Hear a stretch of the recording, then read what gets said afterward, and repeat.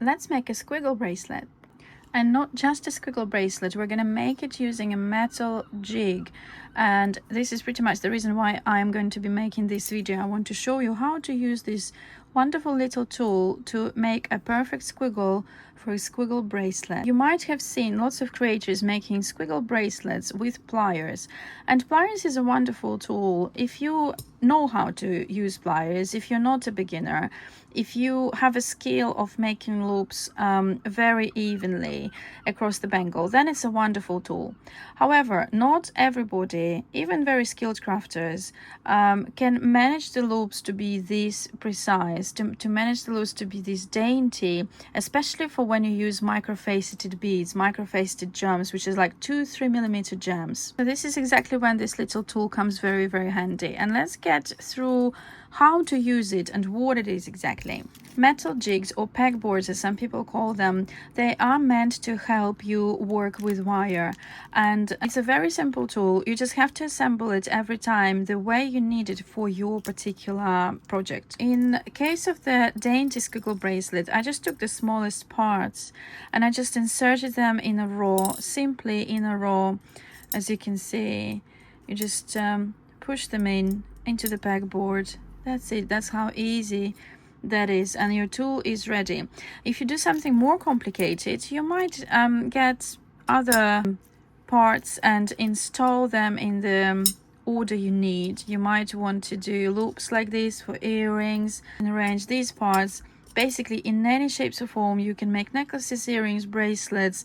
What you're gonna do, you're just gonna bend your wire around them. They should also come with these little plastic covers in case if you are cautious about not scratching your wire, in case if your wire is plated and you don't want that plating to come off. Metal will not touch metal and your wire is going to be safe. I would recommend though to work with wires which have very strong plating, so you don't have to use these covers and you don't have to be worried much, because also very strong plating on a wire will help you to finish it easier with your tools, because stronger plating is helpful. Let's get to it and let's pick a wire which would go for this particular size. I'm gonna go with this brand today. This is not the only brand I work with, but this particular wire in this particular size is what I have on hand right now, so I'm gonna use this.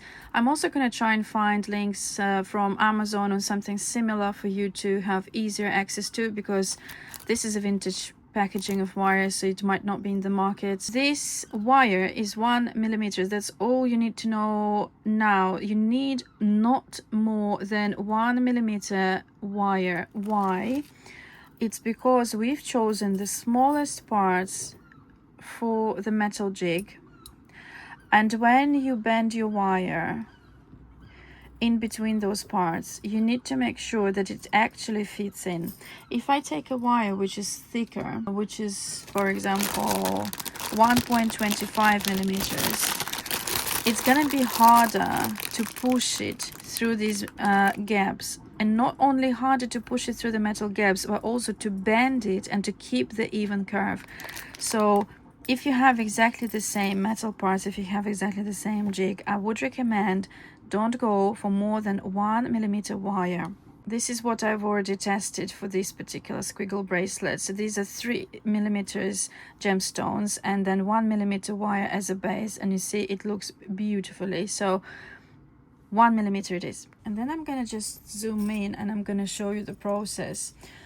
So first of all, don't be freaked out that these parts actually are gonna move. I think this freaks out lots of people who are using jigs, and they would even leave negative reviews on Amazon and so on, like, oh, it's not steady. Come on guys, it's something you assemble every single time for every project, and you still can use it very well and very, very efficiently. You cannot make them steady because they have to be removed and they have to be moved around the board for when you need it. So of course it's not going to be steady, but you just have to learn to work around this not particular steady setup. Is still going to be much more steady than working with the pliers on a perfect squiggle. And just trust the process. So what you want to do, you want to help the parts to stay in place when you do this. Once you get through this third loop, you will already start seeing your squiggle, and it is gonna go even better with other parts. So I'm just doing this so you can see very well what I'm doing. So this one, in this case, I pushed it a bit too early in there. So what I'm gonna do, I've straightened it a little and I've returned it back to the base, and that's it. You see it's going on perfectly. That's it. You just keep going like that. So in the end, what you're gonna have is a squiggle like that. Now I'm gonna continue with the whole row of the parts. One more thing that I've just thought I need to tell you is that when you press it down, make sure you kind of get to the end and then do this movement, and then again you've turned it around, press it down, and then you do this movement. So in that case your loops are gonna be more precise, and this will help you. So kind of press down, side, turn around, make sure your squiggle, oh, it's coming out, make sure your squiggle is pressed down as much as possible, and that is because it's gonna help you to make perfect loops easier. This is what we've got so far. I had a little hiccup somewhere here, but then I got to this perfect curve. So just make sure you press it down and you just do the movements. It's very important, as well as with the pliers, by the way, it's very important that you repeat the movements in the same way, the same order when you work with wire, because if you want very sturdy pattern, then you need to make sure you repeat everything the same way, and then you will have the same result. To keep going, because I've already used all of the pegs, I am going to set it to the beginning, so you can pretty much set it on other pegs and you just move it, and then you continue up until size that you need. We're just gonna finish it at approximately the size that you're after. I am normally after 6 centimeters diameter bracelets. So what I'm gonna do, I'm gonna check visually whether it's the right size. If not, I'm just gonna measure my hand and I'm going to measure the squiggle. Make sure you measure the squiggle without these ends. You need these for the loops. You reserve like a centimeter or less even than a centimeter, maybe like 5 millimeters, 6 millimeters for the loop, and the rest is the size of your squiggle. Well, let's cut the wire. Just leave a little end here. Again, this is for the loop, and just maybe about a centimeter or 2 centimeters. Just cut it, and by that you also save wire, so you know exactly how much you need for the bracelet. You don't have any excesses, and you just put this away. This is it. This is how easy it is to make this little squiggle using this tool. Very handy. You might have little hiccups like I had in the beginning, but it's absolutely fine. It's not going to be visible when you hammer your squiggle, because when you hammer it, you are also going to get little kind of squished parts of wire which are going to even themselves, and then when you wire your little beads on it, it's going to make this even look, so you won't actually see any hiccups. However, even the hiccups, actually, they are giving some sort of a charm to your handmade project. So this is not such a bad thing actually to have. But these hiccups, the only thing I can say, these hiccups are going to be much less than hiccups you make with the pliers. Unless you're a professional wire wrapper, then of course it's not your case. But if you're just a beginner, if you're trying to make jewelry, if you just want pretty jewelry and you want to try, I would recommend a metal jig. Now let's move on to the next stage. It's very simple. You just need a hammer. So this is the base that I use for hammering. Make sure that you have some fabric. This is a very thick layer, and I'm gonna take my hammer and I'm gonna hammer this. The hammer that I use is for jewelry making. You can take pretty much any jewelry making hammer. It depends on like what you have on hand, and some of the hammers, they also give a nice texture which you can also add to the bracelet. I'm gonna be just using a plain metal side, and it's gonna be a bit loud, okay?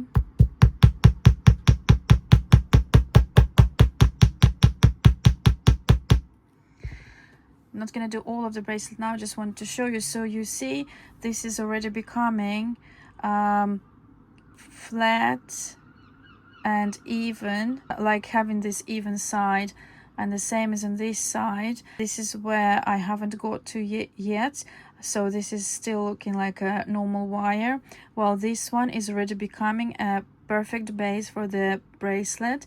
So just keep going, make sure that you've hammered all the bits and pieces. Like for example, I need to finish this one, I need to finish this one. Just keep going, hammer all the lengths, don't hammer the ends yet. It's also very important that you don't over hammer your bracelet, because if you keep hammering wire, it's going to become very flat and thin, like almost a foil. You can literally hammer your bracelet into a foil, so don't do that. Just keep hammering. And for you not to over hammer your bracelet, what you're going to do is move it around on your plate. So you see I'm moving it around like that, and then I just finish everything what I still have to go through, and I just move it. So in this case I will not over hammer a certain part. And look at this. So hammering is very important for you to harden the wire. This stage of wire is when it's very soft and you can bend it easily, and this is when you can, you know, use metal jig splice and everything. This is already a hardened wire. This is a process which jewelry makers use for making sure that the base is sturdy and it's not gonna change its shape with time. So this is very important to make this item that you're making wearable for an infinite amount of time, for it not to lose its shape and not to get unbended with age. We need to finish the base, so this part is ready, but we need to finish the sides. And for finishing the sides, I would recommend this tool. So this is called a wire rounder. This is a very interesting little tool which is pretty much the size of the wire diameter, and you may need to make sure you have the right one. And you see it has these little blades inside. It's going to help you to smoothen the edges of the wire, because when you were cutting it, it's very sharp. Make sure you have a baby wipe or a wipe or a sanitizing wipe, maybe just a wet paper towel to put underneath. You want to catch any little metal particles which are falling down and they don't get inhaled. Here is a little baby wipe, and then let's use this tool. You just move it like this, and you can even feel that the end of the wire stops giving any pressure, so it became round already. So what I'm gonna do, I'm gonna wipe the end, and also I'm gonna gather anything what's in here.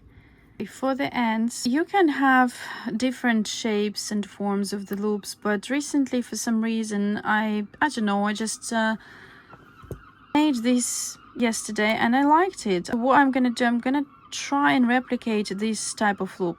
This is one of the ends. For the kind of circle part, I'm gonna take my round pliers for the diameter. So pick the diameter that you think is gonna be best for this loop. There we go. And I'm gonna move it slightly, well, pretty much something like this. There you go. It's just a normal loop, but that's just me. Maybe you want to make different types of loops, that's up to you. What I'm gonna do, I'm gonna finish my loop. I'm gonna make this little hook the same way I did here. Very important that you adjust the loop in a way that it actually catches the hook easily. And just like that, you've got your base ready. And now the next stage is making the actual squiggle bracelet. So let's find some beads. Here's my favorite very messy bead tray. How you're gonna identify that actually the beads are perfect for a squiggle is you can literally test different sizes. So for example, too big, not gonna work. Let's take a bit smaller, still too big. What you want is for your bead to perfectly fit into the squiggle. Ideally, again, it depends on your style. So maybe you want something that is you know, sticking out of the squiggle. That's also style, and you can have it something like this. You know, it's absolutely fine. But in this case, I personally prefer that I have little beads and they kind of fit nicely into these pockets. And then this one, I'm pretty sure this is around 3 mm, so this is sitting perfectly in the pocket. So this is all what you need. This is my choice of beads. It's a beautiful sodalite, lots of colors in there, all mixed, and it's gonna fit in perfectly into the loop. So we're gonna start and take the wire for wrapping. This is one I'm using now. It's gonna be 0.4 mm. It's also gilt on copper, the same as the base. Gilt on copper means gold on copper, essentially, which is a gold plating. These two match by color, which is very important when you work, especially with gold color, because when it doesn't match, then it looks cheap and it doesn't look organic. So make sure you can take a different brand, and again, I will try to link some of the options that I find on Amazon as an alternative, because I work with vintage findings, so this wire might not be sold generally anywhere, so I don't know. I will check on that, and I will link products that I found as an alternative in the caption for this video. In terms of the length for the wrapping wire, you might need a lot of it. Even though it looks like a small squiggle bracelet, it will take loads of wire.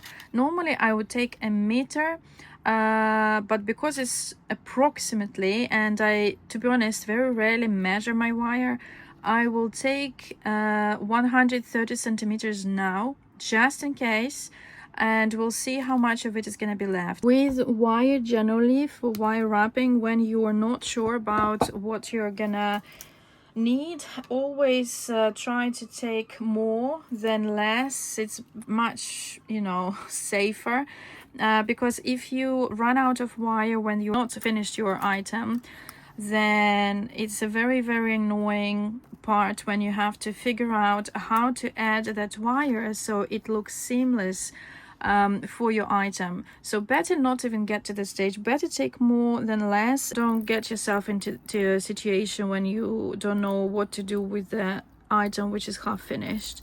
I've been there many times, so trust me. And I'm just preparing my beads. Let's spread them on a beading mat. I would highly recommend for you to have this one.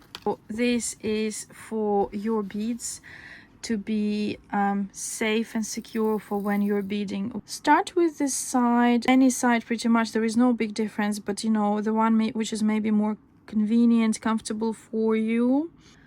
And let's just start wrapping. So what you do, you see I'm holding the end securely so that it doesn't slide, because this is the most annoying part in the beginning when it starts sliding, and just wrap this end evenly around the base wire, wrap around till the very end. I finished this side, made sure it's nice and tidy. Make sure you squeeze very gently your wire in the end. And why is that? Is because you need to harden this side. It's going to help for it not to ever lose its shape. So the same as we did with hardening the base, we hammered it, you know, but in this case we cannot hammer this wire, this thin wire, but what we can do is we can squeeze it. So it's pretty much the same function, the same aim as what we did with the base wire. And now on to beading. So take your bead, put it on wire, very simple. I'm pretty sure you know how to do this step, and this is not a big deal.